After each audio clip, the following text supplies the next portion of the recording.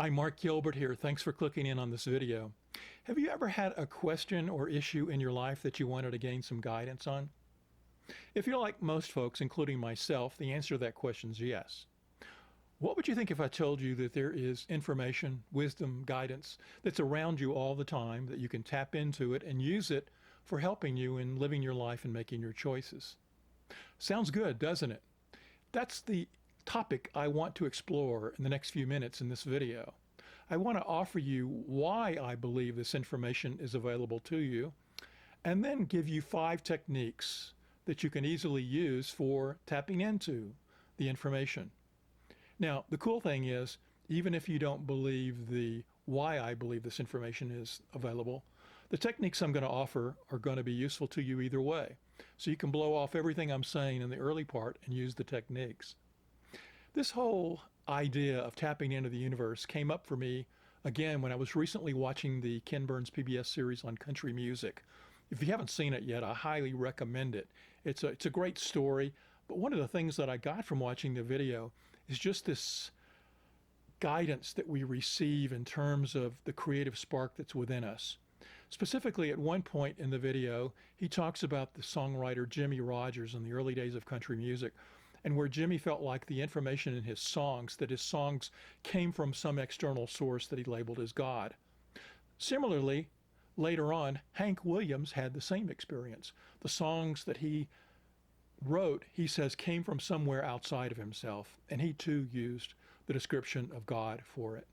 In fact, the more you look throughout the world of creativity in the arts, whether it's music or sculpting or painting or writing, you'll find many, many examples of people who feel like the information that they came up with and we give them credit for as a person, they felt like the information came from somewhere beyond them. This is an example of that information or wisdom that's in the universe that I'm talking about. I know that I've experienced it myself firsthand many times. Oftentimes when I am writing or when I am doing public speaking, although I have prepared something for my talks, some information, some new stuff will come through me that I reflect on later. Where the heck did that come from? It wasn't part of my planned remarks, but it was certainly something that contributed to the success of the talk and helped me learn something about the topic that was at hand. Similarly, many times I'm in the flow in writing and words come that I feel like they're coming from somewhere beyond me. And I think many of us have had these kinds of experiences of the creative spark being attributed to some flow that's external to us as a personality. Where we label these words as coming from really depends upon what our worldview is, how we look at life in the universe. Our description of the source of it really says more about our beliefs. For example, both Rogers and Williams use the description of it coming from God, and there's many examples of people who will say that. And that's pretty common if you're someone who believes that this is a world that was created by a divine God and that God is watching over us, etc., and that God is this external being that is communicating with us or can communicate with us. If your beliefs are highly religious, it's pretty natural that you'd label this external information as coming to you from God. Similarly, if you're a scientific materialist or someone who labels themselves as an atheist, you would often say that, well, although it feels like this information is coming from beyond me, more than likely it's coming from hidden memories or my subconscious or experiences that I've had that I no longer have access to consciously and recalling, and that maybe within my mind it's mixed and matched various pieces of information that I've stored in my subconscious and brought forth the information in a way that's new. In other words, it tries to tie a materialistic, brain-oriented, memory, experience-based explanation for the information that's flowing through. For myself, I take a slightly different tact on all of this. What I've come to believe about it, and this ties back to some of my other videos on our spiritual evolution and our creation and where we're going, and probably on the screen are some words going by of some of the titles of some of these other videos that you can tap into. But what I've come to believe about the universe is that there was a divine spark, a creator, and by whatever name you wish to give it, whether it's God or spirit or infinite intelligence or the creator of all, or any word that you choose to use in terms of describing that, what I believe is that this non-material creator, when in the creation of the material universe, embedded itself into everything, and that at every aspect of its being, be it the lowest part of this material universe on up to its highest expressions, humans and maybe even beyond us, that everything is embedded with consciousness, it's embedded with love, it's embedded with a creative spark, a desire to create. It's embedded with a sense of wanting to grow and evolve to higher levels. In all of this, and we often say that consciousness is the ground of all being, that everything is embedded with love, etc., that everything has this layer of energy in it that has these characteristics. One of the characteristics that's in this ground of all being aspect of the universe is an intelligence or information. It's the intelligence that guides the universe, even though we do have free will choice to make our own life choices. There is this intelligence at the ground of all being that we can tap into this intelligence if we open ourselves to it. So the whole idea of any of the techniques that we would employ are trying to get our ego conscious state out of the way so that we can move into a state of capturing this information that is flowing around us in this ground of all being at all times. It's a matter of simply tapping into the wisdom that's around us 24/7. If we can do that, then we can gain access to the questions that we have at hand. So now I want to get into 5 techniques that we can use for tapping into this wisdom. And I want to repeat what I said earlier, that even if you don't believe any of the metaphysical stuff that I just outlined, you can think it's a bunch of bunk, and that's fine with me. But even if you don't believe it, these techniques can be beneficial. They can open you to the space of gaining access to the wisdom no matter where you believe it's coming from. So let's press on. But the first thing we have to think about is, what's the question that we want answered? We can use these techniques, but it has to begin always with the ask. What is the real desired question? The question can be very specific, like, is it in my best interest to move from where I'm currently living to this other location? Or it can be very general, such as, what's the next best step for my life at this time? Whatever the question is that you're seeking guidance on, that's something you have to come up with. But just know that it can be a very general or very specific question. Once you've got that question in mind, then the following techniques can be used for gaining wisdom on how to handle that question, how to answer it. So the first technique I'd like to offer you is something called visioning. It's frequently taught in the Centers for Spiritual Living communities, of which I'm a minister, but it's also taught in many other New Thought organizations and groups as well. It comes from the work of spiritual teacher Michael Beckwith, who popularized this back in the 1990s. He's written some books on it, some magazine articles and sites of mine. You can find some stuff out on the internet of his offering of the technique. But simply stated, visioning is a means of tapping into this guidance that's around us. I want to differentiate visioning from visualization. I have a video out there on visualization, but visualization is really a process where you already know what it is you wish to manifest in your life, and you create that vision within yourself, that you use your imagination to visualize it. That's visualization, and separate from visioning. Visioning is where you're holding a question in mind and you're seeking some guidance and wisdom on it. Now, the process of visioning is very much related to the process of affirmative prayer. I've got a video out there that teaches you affirmative prayer, as well as some videos that offer you sample affirmative prayers. But the affirmative prayer process basically goes through 5 steps. And similarly, most visioning sessions go through the 5 steps as well. The one difference is that in the very middle step, we switch from where in the affirmative prayer we're attempting to state the truth of that which we wish to experience in life. In the process of visioning, we are instead stopping and asking questions on that which we wish to gain guidance. The first two steps of an affirmative prayer and the first two steps of visioning are steps that, one, recognize that everything is one, that we know that there is this unification of the universe, that all is one.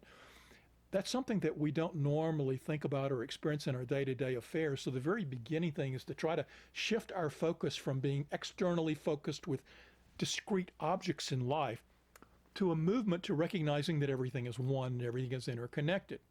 Once we do that, we also want to tap into recognizing that we, ourselves, as this conscious entity, that we are part of that oneness as well. So the first two steps are really important, that you move around in them and stay with them until within your own awareness, you have shifted away from seeing the world as this physical, distinct entity out there to recognizing that everything is one and that you are part of that oneness. That type of consciousness, that type of awareness is very important to tap into in both affirmative prayer and visioning, so that you can feel, especially in visioning, feel that you have access to this information that's beyond you. So steps 1 and 2 of visioning, again, are to simply recognize that everything is one and that you are a part of that oneness. The third step of the visioning process is where you go through a series of questions. Now, the questions are in the remarks section or the description of the video below. So I put them there so that you can use them. And then I'm also creating a separate video that's out there for you to view, which has a sample visioning session. So we'll go through that and you can use it for your own visioning if you wish. And there's going to be a link at the end of the video for you on that. But the idea is that you go through a series of questions, and the questions are asked, and then you sit in silence with the question. And you sit in silence until you feel whatever is coming through for you. And the information that's coming through can be words, it can be pictures, it can be feelings, it can be sounds. There is no restriction to what is coming through. But the idea is that you sit in silence with that question, and then when something comes through, you open your eyes and take your pen and paper that you have handy and simply answer the questions. And then you close your eyes and go back in to the silence and reconnect into the divine, into the oneness. And then the next question gets asked. And then you go through that process of being open in the silence to whatever is coming through for you. And then you write it down and go back into the silence. It's repeated. You can have anywhere from 3 to 5 to 7 questions, somewhere in that neighborhood. If you go too long, experience has shown that it can, you can get tired. So I would keep it rather brief. With the standard process is around 5. The 5 questions that Beckwith talked about are the ones that I'll use in the other video and the ones that are in the program description here. But the idea is simply to go through those questions in a sense of what is it you need to know, what do you need to release, what do you need to gain access to, and what are your next steps, etc. See the questions, and they'll give you some information as to the direction that you're going in the visioning process. Now, after you get through the last 2 steps in affirmative prayer and the last 2 steps that are in the visioning process are to simply give thanks. Give thanks for, in this case, thanks for the information that's come through, and also to release it, to let it go, to not stay attached to it. Now, a couple of interesting things about this visioning process. It's a prayerful meditation process where you're stopping and opening your eyes and gathering information down and writing it down. And it's okay if in a particular question nothing comes through for you. It's okay. You can do this alone by yourself, or you can do it in a group. Either way works. One thing I would recommend is that you vision more than once, that you do it over a series of times. Because what you want to look at is the guidance and trends. Because one time you might get something, the next time you might get something else. The more that you vision, the better you and more comfortable you get with it, just like anything. But as you go through the process, you want to be able to look for ways in which the same information is coming through over and over and see what that tells you. And one other thing is that oftentimes our left brain wants to get information that's very concrete, specific steps, like what am I supposed to do next? Oftentimes we feel like we want to get a to-do list out. And I want to stress that visioning and tapping into this this wisdom, it may come in that form, but more often than not, it doesn't. More often than not, it comes in some vague generalities, or it may come in some unusual words or pictures.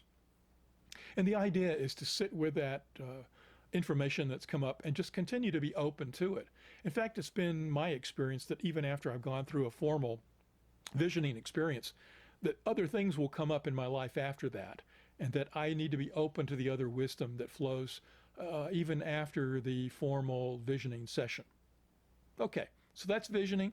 Look for the sample vision video and go through one of those, and there's more information that will be in that video as well. Now, the second technique, and this is the one that I probably employ the most, and it's fairly easy to do, is if you're a meditator, is to simply take the question that you want guidance on and take the question into your meditation. I meditate most mornings, and what I do, if I have a particular question that I want some information on, I will take the question into my meditation. What do I mean by that? Well, before I sit down and go inward, I simply review the question, or I say in my mind's eye that I am open to receiving information about my next steps. And then in my meditation, as I am quieting the mind, if information comes through, I just simply note it and then continue on with the meditation. But I find this is a useful technique for just being an open conduit for universal wisdom to flow through me. Okay, the third step I want to offer to you is simply journaling. That's to take the question that you want guidance on, and then taking a journal and a pen, and simply, if necessary, write the question down at the top of the page, and then use a technique that is it's writing continuously for a certain period of time. If necessary, set a timer on your phone or something, but set an intention that you're just going to write automatically for 5, 10, or 10 minutes. This is good for finding all kinds of information to go through. Because when you start writing, you're going to maybe write the same thing over and over. You write what your conscious mind already knows about. But because you have to force yourself to continue to writing, you'll get your head or your ego out of the way after a few minutes. And then new words will start flowing through you. But the key on this technique is to continue journaling, continue writing down and allowing the words to flow. Even if you need to repeat, say things over, comment on the fact that your mind is empty and you don't know what to say next, it's okay. Do this process over and over and you'll get more and more comfortable with letting go and allowing the words to flow through you. So that's the third technique. The fourth one I'd like to offer you is a very simple one as well. It's simply that as you go about your day, to set the intention to be open that day for information and wisdom to flow to you. So take the question in mind. When you get out of bed in the morning, say, this day I'm going to be open to guidance from the universe on my issue. And then as you go about the day, be open to noticing interesting coincidences or interesting events that occur in your life that perhaps are giving you messages. In fact, we're getting messages all the time, but a lot of times we're so busy we tune them out and don't notice them. But by setting the intention early in the day, you can then allow yourself to be a little more open to, so when the universe is giving you some information on your question in terms of external worldly events, that you'll notice it. And if you can, take time to write it down or capture it somehow, audio on your phone or whatever. And finally, the fifth technique, as we get to the end of our day, is to look for guidance during the sleep state. You can, as you're going to bed, set the intention that during the nighttime you're going to be open for the universe to providing guidance to you while you sleep. And that guidance can come to you in the form of dreams or any other visions and information that you might awaken to. I can say that I've used this technique many times, and oftentimes the dreams that I have when I wake up, and it's usually helpful to have some pen and paper by your bed to capture the information from the dream. Information in the dream may be giving you guidance on your question. So there you have it, 5 techniques, the process of visioning that we spend the most time on, then the idea of using your meditation as a means, to use journaling as a practice, to look for guidance during the day, and ask for guidance during the dream state or sleep state. 5 techniques that you can use no matter what you believe about any of this. I hope you find this useful, and I would appreciate your feedback on it. And if you've got some other techniques that you use for tapping in to the guidance of the universe, the wisdom that's available to us all the time, I'd love for you to leave a comment below or drop me a note. And to that degree, I'm also want to mention that I have a new email address, mark@markgilbert.us. It's on the screen right now. And I've been getting questions from people, and what I'd like to do is offer up to everyone that if you have a question you'd like me to address in an upcoming video, something that you'd like me to cover, drop me an email, or you can also drop me a comment in the comment box. And I'll be taking these comments or emails and looking at your questions and creating videos on them in the near future. So, thanks for watching. Until next time. Hey, one more quick thing. I'd love it if you subscribe to the channel. The link is down there on the bottom left-hand corner of the screen. Also, there's a related video you might want to watch. It's right next to my face. And if you like this video, be sure to click like and leave me a comment on YouTube. Thanks.